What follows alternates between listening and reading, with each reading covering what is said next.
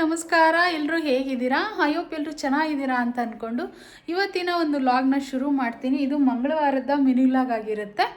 ನಾನು ಕೂಡ ಇನ್ನೆಲ್ಲ ಕೆಲಸನೂ ಮುಗಿಸ್ದೆ. ಬೆಳಗ್ಗೆ ಎದ್ದು ತಿಂಡಿ ಮಾಡಿ ಪಲಾವ್ ಮಾಡಿದ್ದೆ. ಇವತ್ತು ಪಲಾವ್ನ ಮಾಡಿಕೊಂಡು ತಿಂದು ಹಾಗೆಯೇ ಇನ್ನೇನು ಮನೆ ಕೆಲಸ ಇದ್ದಿದ್ದೆ, ಮಾಮೂಲಿ ಕಸ ಹೊಡೆಯೋದು, ಬಾಗಿಲು ತೊಳೆಯೋದು ಅದೆಲ್ಲ ಇದ್ದೇ ಇರುತ್ತೆ.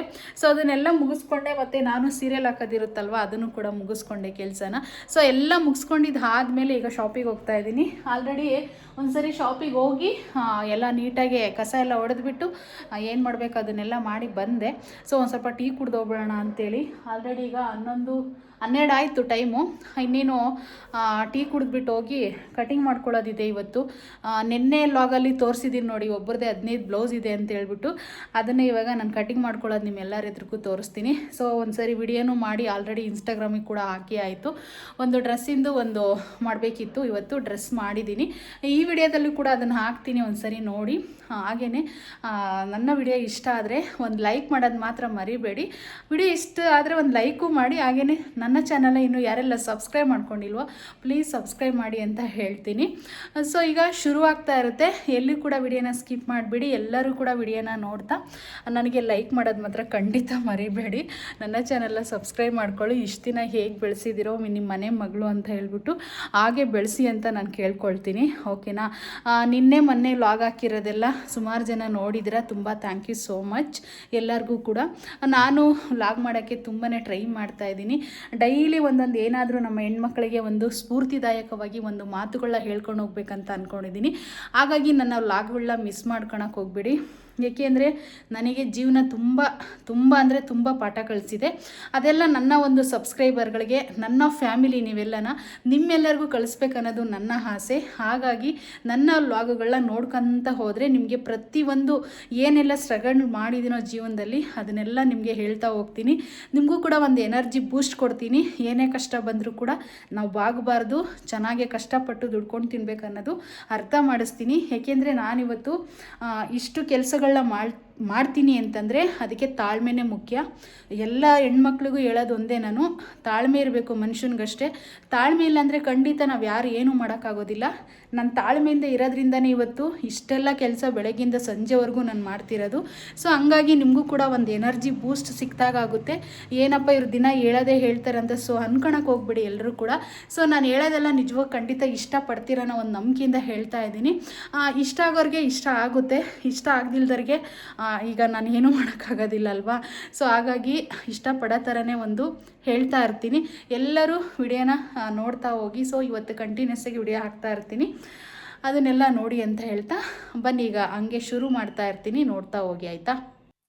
ಇನ್ನು ಸಂಕ್ರಾಂತಿ ಹಬ್ಬ ಹತ್ರ ಬಂದಿರೋದ್ರಿಂದ ನಾನು ಒಳ್ಳೊಳ್ಳೆ ಕಲೆಕ್ಷನ್ಗಳೆಲ್ಲ ಹಾಕ್ಸಿದ್ದೀನಿ ಶಾಪಲ್ಲಿ. ತುಂಬಾ ಚೆನ್ನಾಗಿರುತ್ತೆ. ಪ್ರೀಮಿಯಂ ಕ್ವಾಲಿಟಿಯಲ್ಲೇ ನಾನು ಡ್ರೆಸ್ನ ಓನಲ್ಲಿ ಸ್ಟಿಚ್ ಮಾಡಿಸ್ತಿರುವಂಥದ್ದು. ಇದಂತೂ ತುಂಬಾನೇ ಚೆನ್ನಾಗಿರುತ್ತೆ ಕ್ವಾಲಿಟಿ. ನಮ್ಮ ಶಾಪಲ್ಲಿ ಪರ್ಚೇಸ್ ಮಾಡೋರಂತೂ ಕ್ವಾಲಿಟಿಗೆ ಯಾವತ್ತೂ ಚೆನ್ನಾಗಿಲ್ಲ ಅಂತ ಇವತ್ತಿಗೂ ಹೇಳೇ ಇಲ್ಲ. ಸೊ ಸ್ವಲ್ಪ ಪ್ರೈಸ್ ಜಾಸ್ತಿ ಆದರೂ ಪರವಾಗಿಲ್ಲ, ನಾನು 5 ವರ್ಷದಿಂದನೂ ಶಾಪ್ನ ಹೀಗೆ ಮೇಂಟೆನೆನ್ಸ್ ಮಾಡ್ಕೊ ಬಂದಿದ್ದೀನಿ. ಏನ್ ಗೊತ್ತಾ, 500 ರೂಪಾಯಿ ಇಟ್ಟು ನಾವು ತಗೊಳ್ಳೋದ್ಕಿಂತ 1000 ರೂಪಾಯಿ ಇಟ್ಟು ತಗೊಂಡ್ರೆ ಅದನ್ನ ತುಂಬಾ ದಿನ ಬಳಕೆ ಬರುತ್ತೆ. ಈ ಡ್ರೆಸ್ ಅಂತೂ ತುಂಬಾನೇ ಚೆನ್ನಾಗಿದೆ.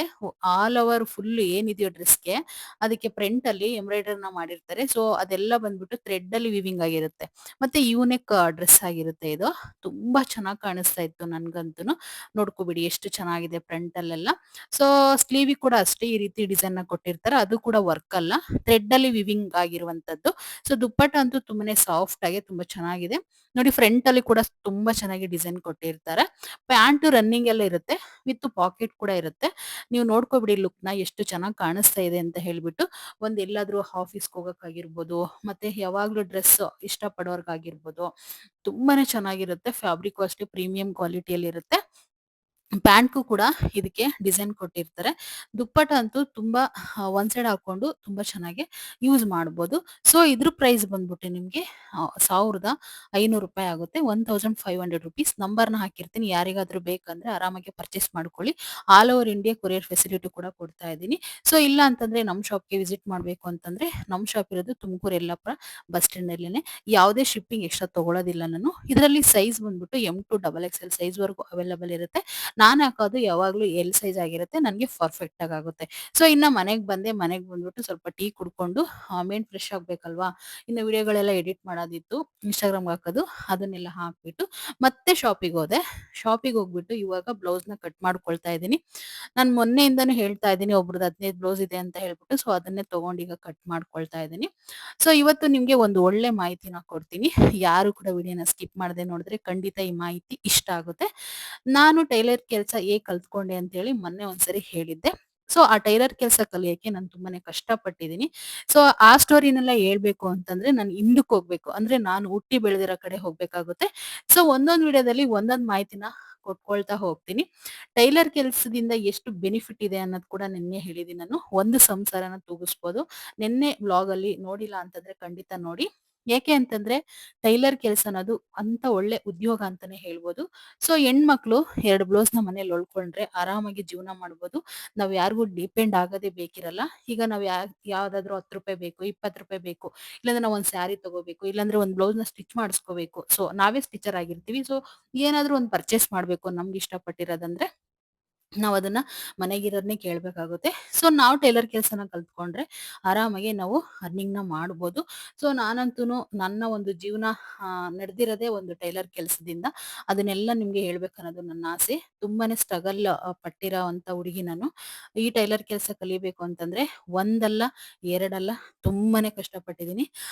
ಅದನ್ನ ಹೇಳ್ಬೇಕಂದ್ರೂ ನನ್ಗೀಗ್ಲೂನು ಒಂಥರ ಕಣ್ಣಲ್ಲಿ ನೀರ್ ಬರುತ್ತೆ. ಸೊ ಆದ್ರೂ ಕೂಡ ಅಳಲ್ಲ ನಾನು. ಗಟ್ಟಿಯಾಗಿದ್ದೀನಿ. ಯಾಕೆಂದ್ರೆ ನಾನು ತುಂಬಾ ಕಷ್ಟಪಟ್ಟಿದ್ದೀನಲ್ವಾ, ಅದಕ್ಕೋಸ್ಕರ ಗಟ್ಟಿಯಾಗಿದ್ದೀನಿ ಅಂತಾನೆ ಹೇಳ್ಬೋದು. ಸೊ ಇನ್ನ ನಾನು ಟೈಲರ್ ಕೆಲಸ ಕಲ್ತಿದ್ದು ಅಂತಂದ್ರೆ, ನಮ್ಮನೇಲಿ ನಮ್ಮಣ್ಣ ಟೈಲರು. ನೆನ್ನೆನೇ ಹೇಳಿದ್ದೀನಿ ವ್ಲಾಗಲ್ಲಿ. ಆದ್ರೂ ಕೂಡ ಮತ್ತೆ ಹೇಳ್ತೀನಿ ನಾನು. ನಮ್ಮಣ್ಣ ಟೈಲರ್ ಆಗಿರೋದ್ರಿಂದ ಚಿಕ್ಕ ಹುಡುಗಿ ಆದಾಗೆ ನಾನು ಕಾಜಿ ಗುಂಡಿ ಮಾಡೋದು, ಸೊ ಮಿಷನ್ ಮೇಲೆ ಕೂತ್ಕೊಳ್ಳೋದು, ಅವಾಗೆಲ್ಲ ಲೆಗ್ ಮಿಷನ್ ತುಳಿಯೋದು, ಈ ರೀತಿ ಆಸಕ್ತಿ. ಸ್ಕೂಲಿಗೆ ಹೋಗೋದು, ಬರೋದು, ನಮ್ಮ ಅತ್ತಿಗೆ ಜೊತೆಗೆ ಕಾಜಿ ಗುಂಡಿ ಮಾಡೋದು, ಈ ರೀತಿ ನಾನು ಯಾವಾಗ್ಲೂ ಮಾಡ್ತಾ ಇರ್ತಿದ್ದೆ. ತುಂಬಾನೇ ಇಷ್ಟ. ನಮ್ಮಣ್ಣ ಮಿಷನ್ ಕೊಡ್ತಿರ್ಲಿಲ್ಲ. ಎಲ್ಲಾದ್ರೂ ಕೆಡಿಸ್ಬಿಡ್ತಾಳೇನೋ ಅವಳಿಗೆ ಗೊತ್ತಾಗಲ್ಲ ಅಂತ ಹೇಳ್ಬಿಟ್ಟು. ಸೊ ಆದ್ರೂ ಕೂಡ ನಾನನ್ನು ಅವ್ರಿಲ್ದಾಗ ನಾನು ಹೊಲಿಯಕ್ ಟ್ರೈ ಮಾಡ್ತಿದ್ದೆ.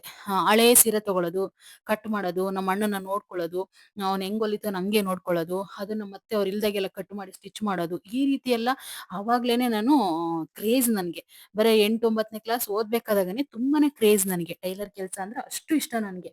ತುಂಬಾನೇ ಇಷ್ಟಪಡ್ತಿದ್ದೆ. ಆದ್ರೆ ನಮ್ಮಣ್ಣ ಮಿಷನ್ ಕೊಡ್ತಿರ್ಲಿಲ್ಲ ನನ್ಗೆ. ಕೆಡಿಸ್ಬಿಡ್ತಾಳೇನೋ ಅಂತ ಹೇಳ್ಬಿಟ್ಟು. ಆದ್ರೆ ನಾನ್ ಬಿಡ್ಲಿಲ್ಲ ಮಟ್ಟನ. ಹಂಗೇನೆ ಅವಾಗೆಲ್ಲ ಹೊಲ್ಕೊಂಡೆ. ಸುಮ್ನೆ ಅವ್ರಿಲ್ದಾಗ ಅಷ್ಟೇ ಸ್ಟಿಚ್ ಮಾಡ್ಕೊಳ್ತಾ ಇದ್ದೆ. ಅವಾಗೇನ್ ನಾನ್ ಟೈಲರ್ ಕೆಲ್ಸ ಕಲ್ತಿಲ್ಲ. ಕಂಟ್ರೋಲು ಅದೆಲ್ಲ ಒಂದ್ ಸ್ವಲ್ಪ ಸ್ವಲ್ಪ ಬರ್ತಿತ್ತು. ಚಿಕ್ಕ ಹುಡುಗಿನ್ನ 8ನೇ ಕ್ಲಾಸ್, 9ನೇ ಕ್ಲಾಸ್ ಓದ್ಬೇಕಾದಾಗ ಇನ್ನೇನ್ ಕಲಿಯಕ್ಕಾಗುತ್ತಲ್ವಾ?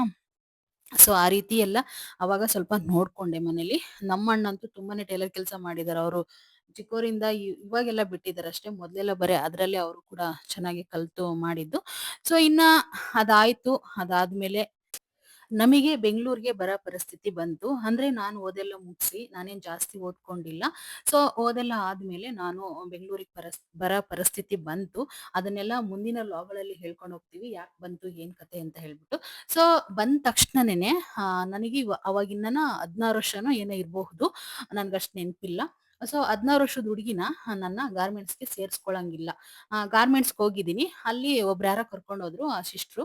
ಕರ್ಕೊಂಡ್ ಹೋಗ್ಬಿಟ್ಟು ಗಾರ್ಮೆಂಟ್ಸ್‌ಗೆ ಸೇರ್ಸ್ಬೇಕಂತ ಕರ್ಕೊಂಡ್ ಹೋದ್ರು. ಕರ್ಕೊಂಡ್ ಹೋದಾಗ ಏಜ್ ಎಷ್ಟು ಅಂತ ಕೇಳಿದ್ರೆ ಬರೀ 16 ವರ್ಷ ನನ್ಗೆ. ಸೊ 16 ವರ್ಷಕ್ಕೆ ಗಾರ್ಮೆಂಟ್ಸ್‌ಗೆ ತಗೊಳಂಗಿಲ್ಲ. ಆದ್ರೂ ಕೂಡ ನಾನು ಹೋಗ್ಲೇಬೇಕು ಅಂತ ಹಠ ಮಾಡಿ ಕೂತ್ಕೊಂಡೆ. ಆದ್ರೆ ಅವಾಗೆಲ್ಲ ಕೆಲ್ಸಕ್ಕೆ ಸಿಕ್ಕಿದ್ರೆ ಸಾಕು ಗಾರ್ಮೆಂಟ್ಸ್ ಅಲ್ಲಿ ಬೆಂಗಳೂರಲ್ಲಿ ಅಂತ ಹೇಳೋರು. ಸೊ ನಾನೇನ್ ಮಾಡ್ದೆ ಅಂತಂದ್ರೆ, ನಾನ್ ಟೈಲರ್ ಕೆಲ್ಸ ಅವಾಗ ಸಣ್ಣ ಹುಡುಗಿಯಾದಾಗ ಅಷ್ಟೇ ನೋಡ್ಕೊಂಡಿರೋದಲ್ವಾ. ಸೊ ಆದ್ರೂ ಕೂಡನ ನಾನ್ ಟೈಲರ್ ಅಂತಾನೆ ಹೇಳ್ದೆ ಅವ್ರತ್ರ ಗಾರ್ಮೆಂಟ್ಸ್ ಅಲ್ಲಿ. ಹಂಗ್ ಹೇಳಿದ ತಕ್ಷಣನೇನೆ ಆಯ್ತು ಬಾರಮ್ಮ ಟೈಲರ್ ಕೆಲ್ಸಕ್ಕೆ ಸೇರ್ಸ್ಕೊಂತೀವಿ ಅಂತ ಹೇಳ್ಬಿಟ್ಟು, ಆ ಗಾರ್ಮೆಂಟ್ಸ್ ಹೆಸರು ಬಂದ್ಬಿಟ್ಟು ಸ್ಕಾಟ್ಸ್ ಅಂತ ಹೇಳ್ಬಿಟ್ಟು, ಅದು ಪೀಣ್ಯ ಸೆಕೆಂಡ್ ಸ್ಟೇಜ್ ಅಲ್ಲಿ ಆ ಗಾರ್ಮೆಂಟ್ಸ್ ಇರೋದು. ಸೊ ಇವಾಗೂ ತುಂಬಾ ನೆನಪುಗಳಿದೆ ಆ ಗಾರ್ಮೆಂಟ್ಸ್ ಅಲ್ಲಿ. ತುಂಬಾ ನೋವು ಕೊಟ್ಟಿರೋ ನೆನಪುಗಳು ಕೂಡ ಇದೆ. ಸೊ ಆ ಗಾರ್ಮೆಂಟ್ಸ್ ಅಲ್ಲಿ ನಾನು ವರ್ಕ್ ಮಾಡಕ್ಕೆ ಸೇರ್ಕೊಂಡೆ. ಸೊ ಟೈಲರ್ ಅಂತ ಸೇರ್ಕೊಂಡಿದ್ಕೆ ನನ್ನ ಮಿಷನ್ ಮೇಲೆ ತಗೊಂಡೋಗಿ ಪವರ್ ಮಿಷನ್ ಕೊಟ್ಬಿಟ್ಟು ಕುಂಡ್ರಿಸಿದ್ರು. ಇವಾಗ ನಾನು ಹೊಲಿತಿದ್ದೀನಲ್ಲ, ಆ ಮಿಷನ್ ಕೊಟ್ಬಿಟ್ಟು ನನಗೆ ಟೈಲರ್ ಕೆಲಸ ಮಾಡಂತ ಕೊಟ್ರು. ಸೊ ನಿಜವಾಗೂ ಸ್ನೇಹಿತರೆ ಒಂದ್ ಮಾತು ಹೇಳ್ತೀನಿ ಕೇಳಿ. ಅದ್ ಹೆಂಗ್ ಹೊಲಿಯೋದಂತಾನೆ ನನಗೆ ಗೊತ್ತಿಲ್ಲ. ಥ್ರೆಡ್ ಹಾಕೋದ್ ಹೆಂಗೆ ಅಂತಾನೂ ಗೊತ್ತಿಲ್ಲ. ನಾವ್ ಹೊಲ್ದಿರೋದು ಲೆಗ್ ಮಿಷನ್ ಅಲ್ಲಿ, ಎಲ್ಲಿ ಮನೇಲಿ. ಸೊ ಅಲ್ಲಿ ಪವರ್ ಮಿಷನ್ ಕೊಟ್ಬಿಟ್ರೆ ಏನು ಗೊತ್ತಿಲ್ದೊಳಗೆ ಅದು ಹಳ್ಳಿಯಿಂದ ಹೋಗಿದೀವಿ. ಸೊ ನಮ್ಗೆ ಹೆಂಗ್ ಗೊತ್ತಾಗ್ಬೇಕು ಹೇಳಿ? ನಾನೊಂದು ಪುಟ್ಟು ಹಳ್ಳಿಲಿ ಬೆಳೆದಿರೋ ಹುಡುಗಿ. ನನಗೇನು ಮಾತಾಡಕ್ಕೂ ಬರ್ತಾ ಇರ್ಲಿಲ್ಲ ಆಕ್ಚುಲಿ. ಏನ್ ಅಷ್ಟು ಟ್ಯಾಲೆಂಟ್ ಅನ್ನೋದು ಕಮ್ಮಿ ಇತ್ತು. ಸೊ ಅವಾಗ ಒಂದ್ ಸ್ವಲ್ಪ ಎಲ್ಲ. ಯಾಕೆಂದ್ರೆ ಹಳ್ಳಿಲಿ ಬೆಳೆದಿರೋರಿಗೆ ಇನ್ನೇನ್ ಟ್ಯಾಲೆಂಟ್ ಇರುತ್ತಲ್ವಾ? ಹಾಗಾಗಿ. ಇನ್ನ ಅಲ್ಲಿ ನನ್ಗೆ ಥ್ರೆಡ್ ಹಾಕಮ್ಮ ಅಂತೇಳಿ ಥ್ರೆಡ್ ಹಾಕಕ್ ಕೊಟ್ರು. ಅಂದ್ರೆ ದಾರನ ಹಾಕಕ್ ಕೊಟ್ರು. ದಾರ ಹಾಕಕ್ ಕೊಟ್ಟ ತಕ್ಷಣ ನಂಗೆ ಹಾಕಕ್ ಬರ್ಲಿಲ್ಲ. ನಾನು ಒಂದು ಮಾತು ಹೇಳ್ತೀನಿ ಕೇಳಿ, ಅದನ್ನ ಸಾಯೋವರೆಗೂ ಮರೆಯಲ್ಲ. ಅಲ್ಲಿರೋರೆಲ್ಲ ನಗಾಡ್ಬಿಟ್ರು ನನ್ ನೋಡಿ. ಯಾಕೆ ಅಂತಂದ್ರೆ, ಆ ನಿನಗೆ ಥ್ರೆಡ್ ಹಾಕಕ್ಕೆ ಬರಲ್ಲ, ಟೈಲರ್ ಕೆಲಸ ಮಾಡ್ತೀಯನಮ್ಮೋ, ಟೈಲರ್ ಅಂತ ಕೂತ್ಕೊಂಡಿದ್ಯಲ್ಲ ಬಂದು ಅಂತ ಹೇಳ್ಬಿಟ್ಟು ಅವರು ಸರ್ ಇರ್ತಾರಲ್ವಾ, ಮ್ಯಾನೇಜರು, ಅವ್ರು ಬಂದ್ಬಿಟ್ಟು ಬೈದ್ರು. ಅವ್ರನ್ನ ಸೂಪರ್ವೈಸರ್ ಅಂತ ಹೇಳ್ತಾರೆ. ಅವ್ರು ಬಂದು ಬೈದ್ರು ನನ್ಗೆ. ಅಲ್ಲಿರೋ ಹುಡುಗಿಯರು, ಆಂಟಿಯರು ಎಲ್ಲ ಅಕ್ಕಪಕ್ಕಿರೋರೆಲ್ಲ ಲೈನಿಂಗ್ ಮಿಷನ್ ಇರ್ತಾವಲ್ವಾ, ನಗಾಡ್ಬಿಟ್ರು. ನನಗೆ ಎಷ್ಟು ಮುಜುಗರ ಆಯ್ತು ಗೊತ್ತಾ ಆ ಟೈಮಲ್ಲಿ. ಸೊ ಇನ್ನ ಚಿಕ್ಕ ಹುಡುಗಿ ಆದ್ರೂ ಕೂಡ ನನ್ಗೊಂದು ಫೀಲಿಂಗ್ಸ್ ಅಂತ ಇರುತ್ತಲ್ವಾ. ಸೊ ಹಂಗ್ ನಗಾಡ್ಬಿಟ್ಟು ಅವ್ರು ಏನ್ ಮಾಡಿದ್ರು ಅಂದ್ರೆ ಸರ್, ಕೆಳಗಡೆ ಕಟಿಂಗ್ ಸೆಷನ್ ಕರ್ಕೊಂಡೋಗಿ ಬಿಟ್ಬಿಟ್ರು ನನ್ನ. ಕಟಿಂಗ್ ಸೆಕ್ಷನ್ ಅಂತಂದ್ರೆ ಅಂದ್ರೆ ಪೀಸಸ್ಗಳನ್ನ ಕಟ್ ಮಾಡೋದು. ನಾನು ಸೇರ್ಕೊಂಡಿರೋ ಗಾರ್ಮೆಂಟ್ಸ್ ಬಂದ್ಬಿಟ್ಟು ಲೇಡೀಸ್ ಅಲ್ಲ, ನಾನು ಬರೀ ಜೆಂಟ್ಸ್ದೇ ಮಾಡಿರೋದು ಫಸ್ಟ್ ಎಲ್ಲ. ಅಲ್ಲಿ ಕರ್ಕೊಂಡು ಹೋಗಿ ಬಿಟ್ಬಿಟ್ರು. ನನ್ಗೆ ನಿಂತ್ಕೊಳ್ಳೋ ಅಭ್ಯಾಸ ಇಲ್ಲ. ಸೊ ನಮ್ ಪರಿಸ್ಥಿತಿ ಹಂಗಿತ್ತು ಅವಾಗ. ನಾವು ಕೆಲಸ ಮಾಡ್ಲೇಬೇಕಿತ್ತು ನಮ್ಮ ಒಂದು ಜೀವನಕ್ಕೋಸ್ಕರ. ಇನ್ನ ನಿಂತ್ಕೊಳ್ಳೋ ಕೆಲಸ ಅದು ಗಾರ್ಮೆಂಟ್ಸ್ ಅಲ್ಲಿ. ಇನ್ನ ನಿಂತ್ಕೊಂಡೇ ಕಟಿಂಗ್ ಮಾಡಾದ್ಮೇಲೆ ಎತ್ತಿಕ್ಕದು ಹೆಲ್ಪರ್ ಕೆಲ್ಸಕ್ಕೆ. ಆ ರೀತಿ ಸೇರಿಸ್ಬಿಟ್ರು. ಸೇರ್ಸಿದ ತಕ್ಷಣ ನಾನೇನ್ ಮಾಡ್ದೆ ಅಂತಂದ್ರೆ ಮಾಡ್ದೆ. ಮಧ್ಯಾಹ್ನ 1:30ಗೆ ಊಟಕ್ಕೆ ಬಿಡ್ತಾರೆ. ಬಿಡೋವರೆಗೂ ಮಾಡ್ದೆ. ಕಾಲೆಲ್ಲ ತುಂಬಾ ನೋವು ಬಂದ್ಬಿಟ್ಟು. ಯಾಕಂದ್ರೆ ಇಲ್ಲಿ ತವ್ರ ಮನೇಲಿ ಸ್ವಲ್ಪ ಅಂದ್ರೆ ನಮ್ಮ ಅಮ್ಮರ ಮನೇಲಿ ಸುಖವಾಗೇ ನಾನ್ ಬೆಳ್ಕೊಂಡು ಹೋಗಿದ್ದಿದ್ದು. ಸೊ ಆದ್ರೆ ಇಲ್ಲಿ ಹೊಲ್ದ ಕೆಲ್ಸ ಎಲ್ಲ ಮಾಡಿದೀವಿ. ಸೊ ಆದ್ರೆ ಬೆಂಗ್ಳೂರ್ ಜೀವನ ಫಸ್ಟ್‌ಗೆ ಅಲ್ವಾ, ಸ್ವಲ್ಪ ಕಷ್ಟ ಆಯ್ತು.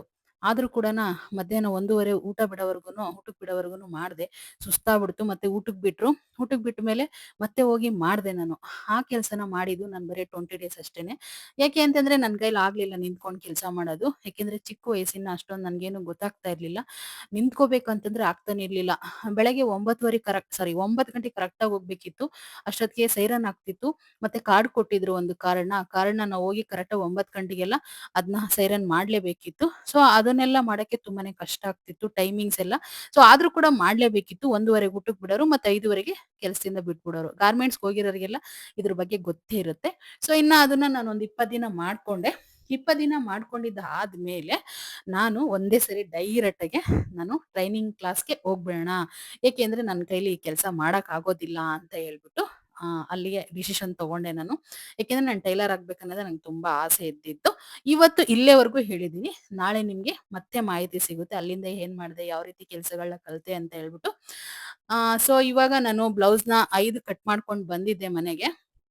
ಅದ್ರಲ್ಲಿ ನಾನು ಕಸ್ಟಮರ್‌ಗಳು ಮೇಂಟೆನೆನ್ಸ್ ಮಾಡ್ಕೊಂಡು ಅಂಗಡಿ ಮನೆಗೆಲ್ಲ ಓಡಾಡ್ಕೊಂಡು, ಸೊ ನೋಡ್ರಿ ಅಲ್ಲಿ ಎಷ್ಟೊತ್ತಾಗಿದೆ, ನನ್ ಕಣ್ಣುಗಳು ಹೇಗಾಗಿದೆ, ನನ್ ಮುಖ ಹೇಗಾಗಿದೆ, ಬಾಡೋಗ್ಬಿಟ್ಟಿದೆ. ಸೊ ಅಲ್ಗುನು 3 ಬ್ಲೌಸ್‌ನ ಸ್ಟಿಚ್ ಮಾಡ್ದೆ.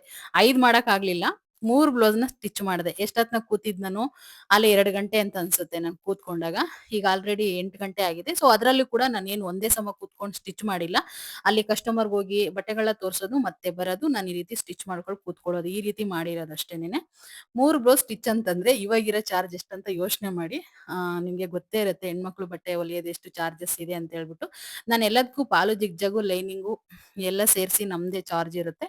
ಸೊ ಇನ್ನೆಲ್ಲ ಮುಗಿಸಿದಾದ್ಮೇಲೆ ನಾನು ಕೂಡ ಇನ್ನ ಅದನ್ನೆಲ್ಲ ಎತ್ತಿಟ್ಬಿಟ್ಟು ಸ್ವಲ್ಪ ಫ್ರೆಶ್ ಅಪ್ ಆಗ್ಬಿಟ್ಟು ಇನ್ನು ಅಡ್ಗೆ ಮನೆಗೆ ಬರೋ ಕೆಲಸ ಬಾಕಿ ಇದೆ. ಸೊ ಅಲ್ಗೂನು ಇವತ್ತು ವಿಡಿಯೋ ಲಾಂಗ್ ಆಗುತ್ತೆ. ಲಾಂಗ್ ಆದ್ರೆ ನೀವ್ ಯಾರು ನೋಡೋದಿಲ್ಲ. ಇನ್ನೇನು ಇರ್ಲಿ ಬಿಡು ಅಂತ ಹೇಳ್ಬಿಟ್ಟು ಇಲ್ಲಿಗೆ ಎಂಡ್ ಮಾಡ್ತಾ ಇದ್ದೀನಿ. ಸೊ ನಾಳೆ ಒಳ್ಳೆ ಬ್ಲಾಗ್ ಜೊತೆ ಸಿಗ್ತೀನಿ.